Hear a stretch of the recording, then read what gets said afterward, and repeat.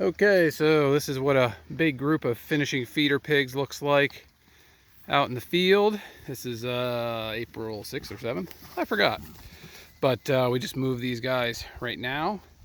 One thing to follow up on a video that we did a long time ago on how we train pigs to fence. We've made one modification since then, in that we leave this interior wire that you see here, we leave that in all the time. So the nets themselves, they are not charged. They're dead. They're just a visual barrier for the pigs. And that wire is what is hot. The reason for that is nets tend to ground out unless the grass is nipped really low, and even then the charge is not that great. Whereas the wire, you can keep a very hot charge in and it will keep the pigs in. So we found the nets are 90% effective.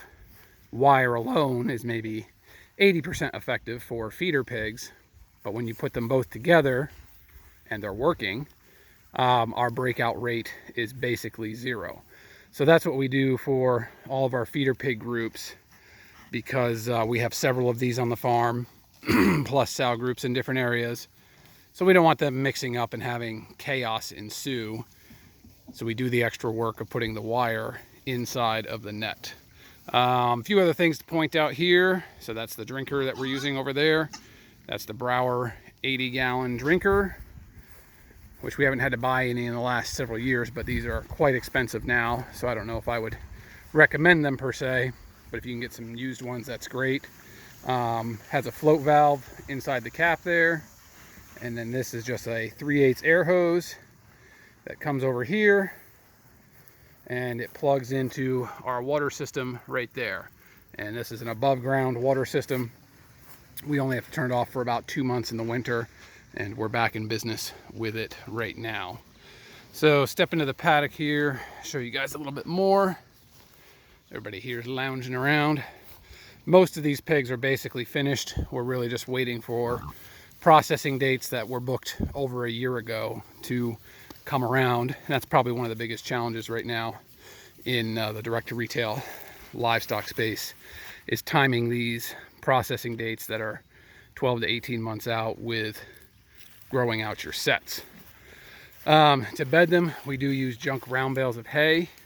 We've got a collection of different wagons here that they can go under for shelter, mostly for shade at this point of the year. But if you put junk hay underneath them, it really cuts down on the amount of rooting that they do in the dirt underneath the shade wagons. And it's just random collections of stuff we have. So it's just a hay wagon.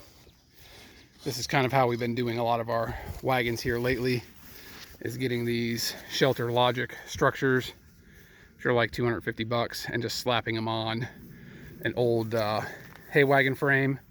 And the reason we have these beams in here is because we also use these wagons for turkeys, and they really love to roost on everything.